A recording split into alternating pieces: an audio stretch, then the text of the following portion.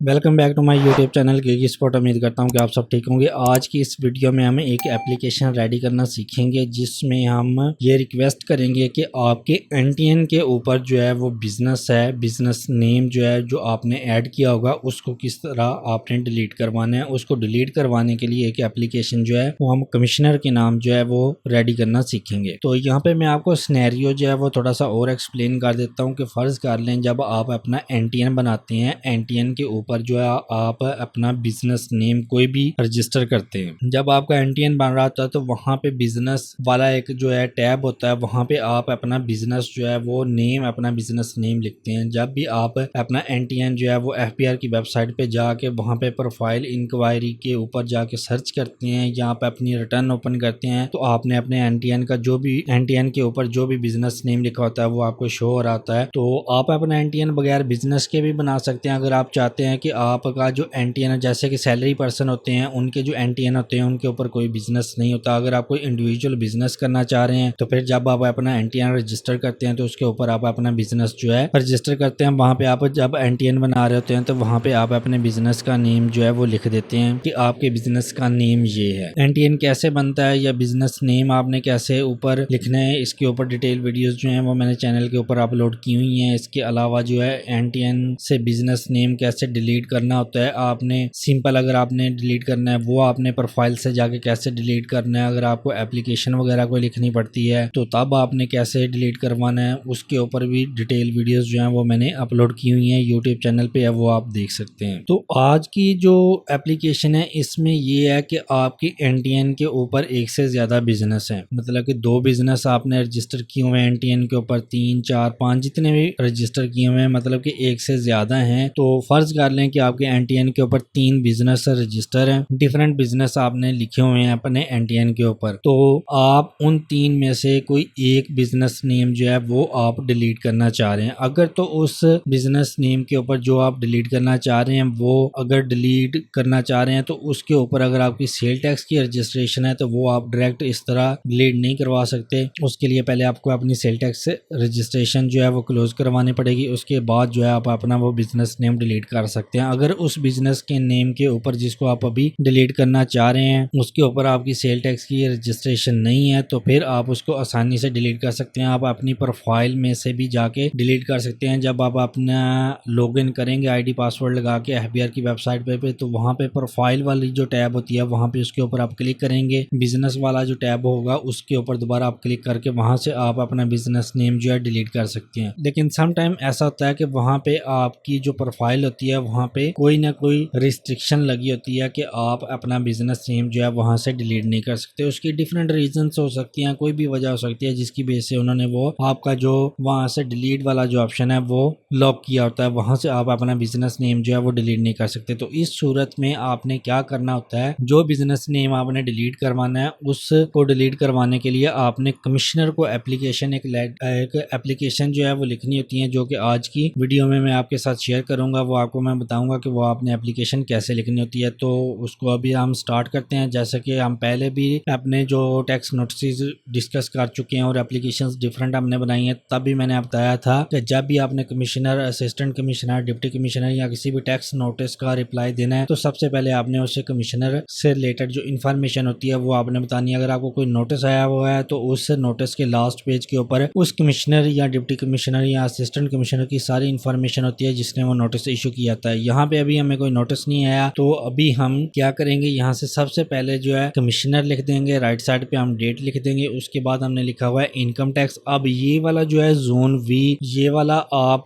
देख सकते हैं जब आप अपनी प्रोफाइल को ओपन करते हैं, जब आप अपनी एफबीआर की वेबसाइट के ऊपर जाके अपना आईडी पासवर्ड लगा के लॉगिन करते हैं तो प्रोफाइल वाला जो टैब होता है उसके ऊपर क्लिक करेंगे तो वहां पे राइट साइड पे आपका नेम, आपका जो आरटीओ होगा वो, आपके कमिश्नर का नेम और आपकी बाकी जो इन्फॉर्मेशन होगी वो आपकी लेफ्ट साइड पे जो है नजर आ रही होगी। राइट साइड पे आपकी डिटेल चीजें नजर आ रही होंगी और लेफ्ट साइड पे जो है वो आपके कमिश्नर का नेम भी वहां पे लिखा होता है। तो वहां से भी आप देख सकते हैं कि आपके कमिश्नर का जोन कौन सा है। अगर आपको वहां से नहीं पता चलता तो फिर उसका बेस्ट ऑप्शन यही होता है कि आप एप्लीकेशन जो है यहाँ पे कमिश्नर का हमने लिख दिया, इनकम टैक्स भी लिख दिया, यहाँ पे जोन, इसके बाद यहाँ पे ये मैंने लिखा हुआ है इसको मैं यहाँ पे स्पेस दे दूंगा, उसके बाद जो है कोई भी आगे और चीज जो है वो यूनिट जैसे मैंने लिखना है तो यूनिट लिख के फिर उसके बाद आगे मैं थोड़ी सी स्पेस दे दूंगा ऐसे। तो इस तरह मैं स्पेसेस दे सकता हूँ। अब जब प्रिंट आप करेंगे इस एप्लीकेशन को तो यहाँ पे ये वाली जो स्पेस है एम्प्टी बचेगी। तो ये जब आप टैक्स ऑफिस में जाएंगे वहाँ पे आप जाके रिसेप्शन पे बताएंगे कि आपका एनटीएन ये है, आपको कौन सा कमिश्नर जो है वो डील कर रहा है, उसका जोन कौन सा है, उसके जो असिस्टेंट्स वगैरह होंगे उनका जोन कौन सा है, यूनिट कौन सा बनता है, तो वो चीज़ें आपको वहाँ से सारी पता चल जाएंगी। वो चीज़ आप फिर यहाँ पे आप एप्लीकेशन के ऊपर पेंसिल के साथ लिख सकते हैं। तो उसके बाद हमने आरटीओ लिखा हुआ है, एफपीआर लिखा हुआ है, तो यहाँ पे एग्जैक्ट जो भी एड्रेस होगा, आरटीओ आपका लगता है या सीटीओ लगता है, आपका इंडिविजुअल है तो आरटीओ होगा, अगर आपकी कंपनी है तो सीटीओ होगा। तो ये चीज़ें फिर आपने प्रॉपर जो है इन्फॉर्मेशन लेके लिखनी है यहाँ पे। ये वाला जो इतना सेक्शन है ये हम बार बार अपनी प्रीवियस वीडियोस में भी डिस्कस कर चुके हैं कि यहाँ पे सारी इन्फॉर्मेशन जो है वो टैक्स ऑफिस से रिलेटेड और कमिश्नर से रिलेटेड आती होती है। उसके बाद हमने सब्जेक्ट लिखा हुआ है, सब्जेक्ट में हमने लिखा हुआ है request for grant of NOC for deletion of business from NTN. ये एप्लीकेशन का हमने सब्जेक्ट लिखा। उसके बाद हमने लिखा हुआ है dear sir I am Asad Ali, यहाँ पे आपका नेम आ जाएगा। इस जगह पे यहाँ पे मैंने फर्जी नेम लिखा हुआ है। उसके बाद बेयरिंग सीएनएससी, यहाँ पे आपका सीएनएससी नंबर आ जाएगा। उसके बाद एंड हैविंग एनटीएन, यहाँ पे आपका एनटीएन आ जाएगा। ये एनटीएन आप एफबीआर की वेबसाइट पे जाके वहाँ से भी आप अपना एनटीएन जो है वो प्रिंट कर सकते हैं, वहाँ से देख सकते हैं। अगर आपका यहाँ पे इंडिविजुअल है तो आप सीएनएससी भी लिख देंगे। अगर आपका ये पार्टनरशिप बिजनेस है तो फिर आप सीएनएससी नहीं लिखेंगे, सिर्फ एनटीएन लिखेंगे। अगर आपकी कंपनी है तो फिर सीएनएससी नहीं आएगा, जस्ट यहाँ पे कंपनी का एनटीएन आएगा। तो जो भी आपका केस होगा वो उसके मुताबिक आप यहाँ पे लिखेंगे। उसके बाद हमने लिखा हुआ है there are 3 businesses appearing in my NTN information. यहाँ पे हमने बताया हुआ कि ये मेरा जो एनटीएन है उसके ऊपर 3 बिजनेस जो है वो अपीयर हो रहे हैं। आपके केस में 2 भी हो सकते हैं, 3 भी हो सकते हैं, 4 भी हो सकते हैं, 5 भी हो सकते हैं, जितने भी हो सकते हैं वो आपने यहाँ पे जितने भी आपके एनटीएन के ऊपर बिजनेस नेम शो हो रहे होंगे वो आपने सारे के सारे यहाँ पे मेंशन कर देने हैं। ठीक है, तो वो हमने यहाँ पे मैंने फर्जी नेम लिखे हुए हैं, आपके जो भी नेम होंगे वो आपने यहाँ पे मेंशन कर देने हैं। उसके बाद हमने लिखा हुआ है I have never done any business activity on XYZ international sole proprietorship business. ये वाला जो पहले नंबर वाला जो बिजनेस है ये वाला अभी हम डिलीट करना चाह रहे हैं, जो पहले नंबर पे है ये वाला। तो इसका हम बता रहे हैं। बाकी जो हमारे एनटीएन के ऊपर 3 बिजनेस हैं, तीनों में से हम ये वाला जो बिजनेस है इसके ऊपर हम इसको हमने क्लोज कर दिया। इसके ऊपर किसी किस्म की बिजनेस एक्टिविटी नहीं कर रहे इस बिजनेस को लेके, तो इसका बैंक अकाउंट भी नहीं है। तो अभी हम चाह रहे हैं कि हमारा जो एनटीएन है उसके ऊपर ये वाला बिजनेस शो ना हो। तो अगर ये प्रोफाइल में से डिलीट हो रहा हो आपके प्रोफाइल सेक्शन से तो बेस्ट है, वहां से आप डिलीट इसको कर सकते हैं ऑनलाइन। आपको फिर ये एप्लीकेशन लिखने की जरूरत नहीं है। लेकिन अगर किसी वजह से वहां से किसी किस्म की कोई रिस्ट्रिक्शन लगी हुई है, आपका वो बिजनेस डिलीट करने वाला ऑप्शन लॉक है, वहां से आप डिलीट नहीं कर सकते, तो फिर आपको ये एप्लीकेशन लिखनी पड़ेगी। तो अभी हम इस बिजनेस नेम को डिलीट करवाना चाह रहे हैं। हम चाहते हैं कि ये 2 बिजनेस नेम जो है ये वाले शो हो नीचे वाले, और ऊपर वाला जो बिजनेस नेम है ये हमारे एनटीएन से डिलीट हो जाए। तो हमने लिखा हुआ है I have never done any business activity on XYZ, ये वाला जो बिजनेस है, no bank account ever open in the name of such business. यहाँ पे तो हम कह रहे हैं कि हमने जो ये जो बिजनेस है इस बिजनेस नेम से हमने कभी कोई भी एक्टिविटी नहीं की और ना इस बिजनेस नेम से रिलेटेड कोई हमारा बैंक अकाउंट कभी ओपन करवाया। लेकिन अगर आपका केस है आपने पहले बैंक अकाउंट ओपन करवाया था या इस बिजनेस नेम से कोई एक्टिविटी परफॉर्म की है तो फिर आप यहाँ पे मेंशन कर सकते हैं। यहाँ पे मैंने आई लिखा हुआ है I have never done any business activity, तो फिर आप ये चीज़ यहाँ पे मेंशन कर सकते हैं कि पहले हम इस बिजनेस नेम को यूज़ कर रहे थे लेकिन अभी काफ़ी अरसे से हम इसको यूज़ नहीं कर रहे, तो इसलिए हम डिलीट करवाना चाह रहे हैं। और इसका जो बैंक अकाउंट था वो भी हमने बैंक से क्लोज करवा दिया। तो ये चीज़ फिर आप इस तरह सिनेरियो के हिसाब से फिर आप इसको चेंज कर सकते हैं। उसके बाद हमने लिखा हुआ है this business name is appearing on my NTN records, कि ये वाला जो बिजनेस नेम है जो अभी हम डिलीट करवाना चाह रहे हैं ये वाला ये हमारे बिजनेस रिकॉर्ड जो एनटीएन रिकॉर्ड है उसके ऊपर शोर है। It is requested to issue NOC that department has no objection on deletion of such business name from my NTN records so that I can delete this name from my NTN records from NTN cell. जब आप tax office में जाते हैं तो वहाँ पे जो आपका एनटीएन सेल होता है, एनटीएन जो डिपार्टमेंट होता है जहाँ पे आपके एनटीएन से रिलेटेड जो एक्टिविटीज परफॉर्म हो रही होती हैं गवर्नमेंट के एंड पे, वो डिपार्टमेंट आपका अलग होता है। ये जो बाकी आपके टैक्स नोटिस वगैरह आ रहे होती हैं वो अलग-अलग डिपार्टमेंट्स होती हैं, आपके टैक्स ऑडिट्स हो रहे होते हैं वो डिपार्टमेंट आपकी अलग होती हैं। तो ये चीज़ें जो है हम कमिश्नर को कह रहे हैं, अगर आप डायरेक्ट एनटीएन सेल जो होगा, एनटीएन डिपार्टमेंट जो होगा, वहाँ पे जाएंगे डायरेक्ट और उनसे जाकर कहेंगे कि आपने ये अपना बिजनेस नेम ये वाला डिलीट करवाना है, तो वो आपको इस तरह डिलीट नहीं करने देंगे। वो कहेंगे कि आप इसकी परमिशन लेके आए कि आपका ये जो एनटीएन के ऊपर बिजनेस नेम आ रहा है इसको हम डिलीट कर दें। तो वह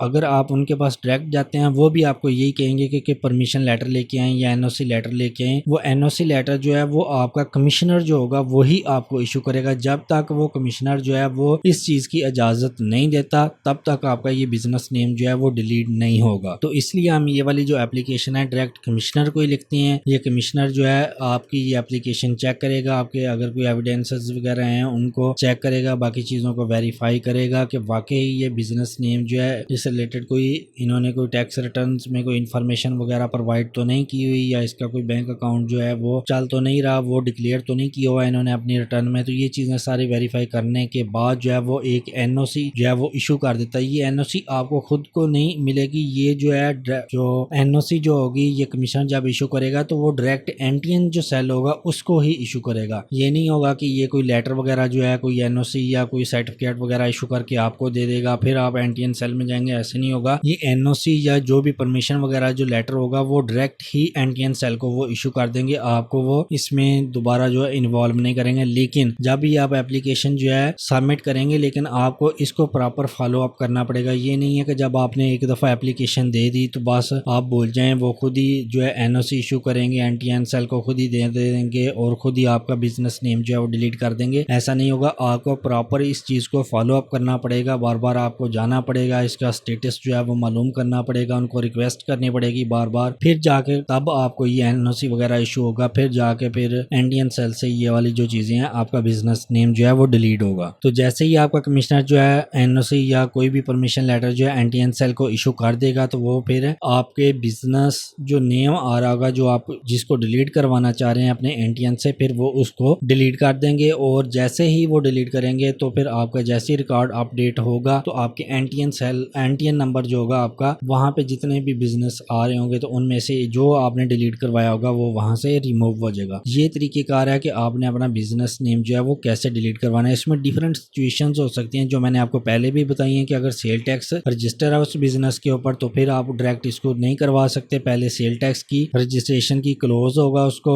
फिर अगर आप डायरेक्ट वहाँ से उसके ऊपर सेल टैक्स की रजिस्ट्रेशन नहीं है तो डायरेक्ट आप उसको क्लोज वहाँ से डिलीट करना चाहते हैं तो अगर हो जाता है तो वेल एंड गुड है, अगर नहीं होता वहाँ पे किसी किस्म की कोई रिस्ट्रिक्शन लगी हुई है, वो आपका बिजनेस नेम डिसेबल किया हुआ है उन्होंने डिलीट करने वाला, तो फिर आपको एप्लीकेशन के थ्रू एनओसी लेके फिर डिलीट करवाना पड़ता है। उसके बाद हमने लिखा हुआ है कि ये जो एप्लीकेशन हम लिख रहे हैं इसके साथ हमने क्या क्या चीज़ें अटैच की हैं। We attach the following documents online verification. यहाँ पे ऑनलाइन वेरिफिकेशन में क्या होगा कि आपका जो एनटीएन होगा वो उसका आपने प्रिंट लिया होगा, उसके ऊपर आपके सारे बिजनेस नेम वगैरह शो हो रहेंगे। एनटीएन जो होगा आपका उसका आपने प्रिंट ले लेना है और आपने अपने सीएनएससी का प्रिंट ले लेना है, तो ये चीज़ आपकी आ जाएगी। उसके बाद हमने लिखा हुआ थैंकिंग इन एंटीपेशेंट रिगार्ड्स, उसके बाद आपके नीचे यहाँ पे सिग्नेचर आ जाएंगे, उसके बाद नेम आपका एनटीएन और सीएनएससी नंबर आ जाएगा। तो इस तरह आप एप्लीकेशन जो है एक लिखेंगे बिजनेस नेम जो है वो डिलीट करवाने के लिए। लेकिन बिजनेस नेम जो है वो डिलीट करवाने के सिनेरियोज भी डिफरेंट होते हैं, डिफरेंट सिचुएशंस हो सकती हैं, तो वो चीज़ें मैंने आपको बता दी हैं कि क्या क्या केसेस हो सकते हैं, किस केस में आपने किस चीज़ को फॉलो अप करना है। तो इस तरह आप ये वाली एप्लीकेशन जो है इसको